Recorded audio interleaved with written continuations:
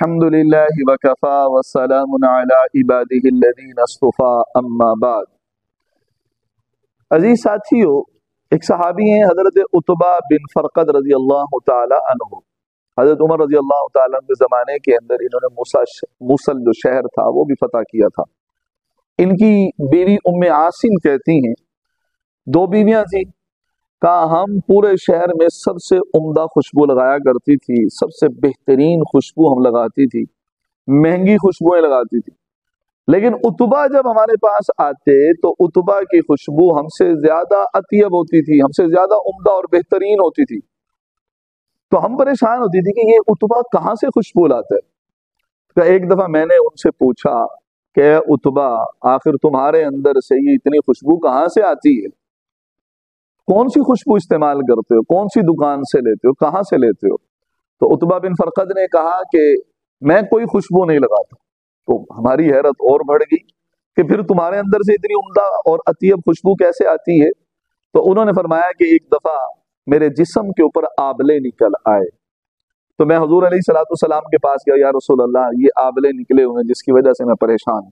آپ علیہ الصلوۃ والسلام نے فرمایا قمیض اتارو۔ قمیض اتاری تو آپ علیہ الصلوۃ والسلام اپنا لعاب دہن یوں ہاتھ کے اوپر ڈالا اور ہاتھوں کو یوں مسلا، اور عتبہ کی کمر کے اوپر اور پیٹ کے اوپر، یعنی پیٹھ اور پیٹ کے اوپر دونوں کے اوپر آپ علیہ الصلوۃ والسلام نے ہاتھ پھیرے کہ جب سے حضور نے اپنا لعاب دہن لگایا اس وقت سے لے کر اب تک میرے اندر سے یہ عمدہ خوشبو آتی۔ عزیز ساتھی، حضور علیہ الصلوۃ والسلام کے پسینے میں اتنی خوشبو ہے۔ ایک آدمی آیا، حضرت ابو ہریرہ رضی اللہ عنہ سے روایت ہے، کہتے ہیں کہ آدمی حضور علیہ الصلوۃ والسلام کے پاس آیا اور آ کر کہنے لگا، یا رسول اللہ میں نے اپنی بیٹی کا نکاح کر دیا، اب میں نے اس کو بھیجنا ہے گھر، تو میرے پاس کوئی خوشبو نہیں ہے، آپ کو خوشبو تو دے دیں۔ تو حضور علیہ الصلوۃ والسلام نے فرمایا تم یوں کرو، ایک کھلے منہ والی شیشی لے کر آؤ اور ایک لکڑی بھی لے آؤ۔ تو وہ لے کر آ گئے، تو آپ نے اپنے دونوں بازوؤں سے یوں پسینہ نچوڑ کر اس کے اندر شیشی میں ڈالنا شروع کیا، یہاں تک کہ وہ شیشی جو ہے بھر گئی۔ پھر آپ علیہ الصلوۃ والسلام نے فرمایا کہ یہ شیشی لے جا اور اس کے اندر لکڑی ڈبو کر اپنی بیٹی کو لگا دینا۔ کہتے ہیں وہ لے کر گئے اور اس نے لگائی، کہتے ہیں ان کے پورے گھر کے اندر سے ہر وقت اتنی خوشبو آیا کرتی تھی، لوگوں میں، مردوں میں، بچوں میں تو آتی تھی، گھر کے اندر سے اتنی خوشبو آتی تھی کہ اس گھر کا نام یہ پڑ گیا بیت المطیبین، کہ خوشبوؤں والا گھر۔ آپ اندازہ لگائیں حضور کے پسینے میں کتنی خوشبو ہے۔ حضرت انس رضی اللہ تعالیٰ عنہ کے پاس ایک مہمان آیا، حضرت انس حضور کے خادم تھے، ایک مہمان آیا، دسترخوان لگایا گیا، کھانا رکھا گیا، تو آپ نے فرمایا کہ وہ کپڑا بھی لے آؤ۔ وہ کپڑا لے کر آیا تو کچھ میلا نظر آ رہا تھا، تو آپ نے کہا کہ بھئی تندور جل رہا ہے؟ کہاں تندور جل رہا ہے، کہا اس کو ذرا دھو کے لے آؤ۔ انہوں نے وہ کپڑا جا کے تندور میں ڈال دیا، تندور تو بھئی آگ تو کپڑے کو جلا دے گی، تو تھوڑی دیر کے بعد اس کپڑے کو نکالا گیا تو وہ صاف، شفاف اور تھوڑا سا گرم، تازہ آ گیا، جیسے تازہ روٹی نکل کے آ رہی ہوتی۔ تو وہ حیران ہو گیا آدمی کہ یہ کیا ہوا؟ انہوں نے کہا حضور علیہ الصلوۃ والسلام ہمارے پاس آئے تھے، آپ علیہ الصلوۃ والسلام نے اس کپڑے سے اپنا پسینہ پہنچا تھا، اپنے ہاتھ صاف کیے تھے، تو اس وقت سے ہم اس کو جب بھی یہ میلا ہوتا ہے تو ہم اس کو آگ میں ڈالتے ہیں اور آگ اس کی مٹی کو کھا جاتی ہے، لیکن اس کو کوئی نقصان نہیں دیتی۔ تو عزیز ساتھی، یہ تھی اصل بہت سارے واقعات۔ حضرت ام سلیم رضی اللہ تعالیٰ عنہ کے گھر میں حضور علیہ الصلوۃ والسلام آرام فرما رہے تھے، قیلولہ فرما رہے تھے اور پسینہ آ رہا تھا، تو حضرت ام سلیم نے ایک شیشی لی اور حضور کا پسینہ جمع کرنا شروع کر دیا۔ آپ علیہ الصلوۃ والسلام کی آنکھ کھلی تو پوچھا، ارے ام سلیم یہ کیا کر رہی ہو؟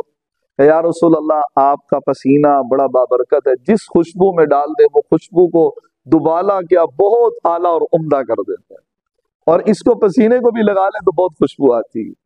حضرت ابو محذورہ رضی اللہ عنہ بیٹھتے تو ان کے بال اتنے ہوتے تھے کہ زمین تک لگتے تھے۔ سے پوچھا کہ تم یہ بال کٹوا کیوں نہیں دیتے؟ انہوں نے کہا حضور علیہ الصلوۃ والسلام نے میرے ان بالوں کے اوپر ہاتھ رکھا تھا، تو میرا جی نہیں چاہتا کہ میں ان بالوں کو کٹوا دوں۔ تو عزیز ساتھ، حضرت عبداللہ بن عمر رضی اللہ عنہ حضور علیہ الصلوۃ والسلام کے منبر پر جا کے ہاتھ رکھا اور ہاتھ رکھ کر یوں چہرے کے اوپر پھیرنے لگ گئے اور اس سے برکت لینے لگے۔ یہ تھی محبتیں۔ عزیز ساتھیو، حضور علیہ الصلوۃ والسلام نے جب صلح حدیبیہ ہوا تو اس وقت آپ نے اپنے بال کٹوائے، تو وہ بال ایک درخت کے پاس رکھوا دی، تو صحابہ اس کو لینے لگے، خوب لیے، کوشش کر رہے تھے مجھے زیادہ سے زیادہ بال مل جائے۔ تو عمارہ رضی اللہ تعالیٰ کہتی ہے کہ میں نے بھی کچھ بال لے لیے. جب وہ بال لیے تو کہا ہمارا کوئی بھی آدمی بیمار ہوتا تھا تو ہم وہ بال پانی میں ڈالتے اور وہ پانی اس کو پلاتے، وہ ٹھیک ہو جاتا. ایک صحابی مسلمان ہوئے، نئے نئے مسلمان ہوئے، حضور سے کہا یا رسول اللہ، کہنے لگے یا رسول اللہ مجھے اپنے کرتے کا ایک ٹکڑا تو دے دیں. آپ علیہ الصلوۃ والسلام نے کرتے کا ایک ٹکڑا دے دیا.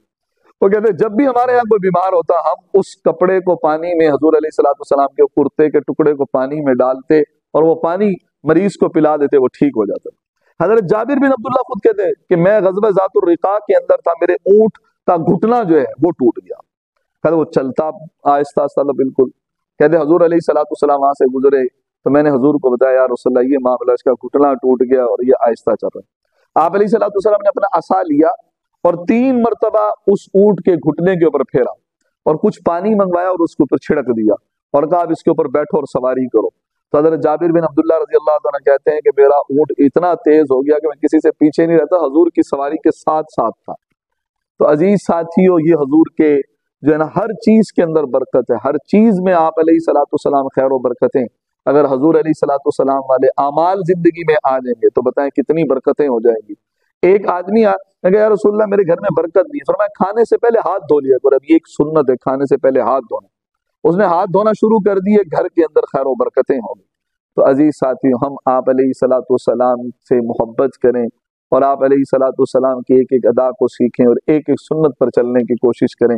جو کچھ کہا سنا اللہ ہم سب کو عمل کی سعادت نصیب فرما دے. وآخر دعوانا الحمد للہ رب العالمین.